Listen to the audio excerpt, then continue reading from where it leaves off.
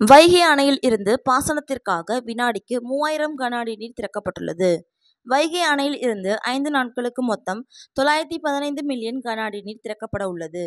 நீர் திறப்பு மூலம் ராமநாதபுரம் மாவட்டத்தில் உள்ள 15,119 ஏக்கர் நிலங்கள் பாசன வசதி பெறும்.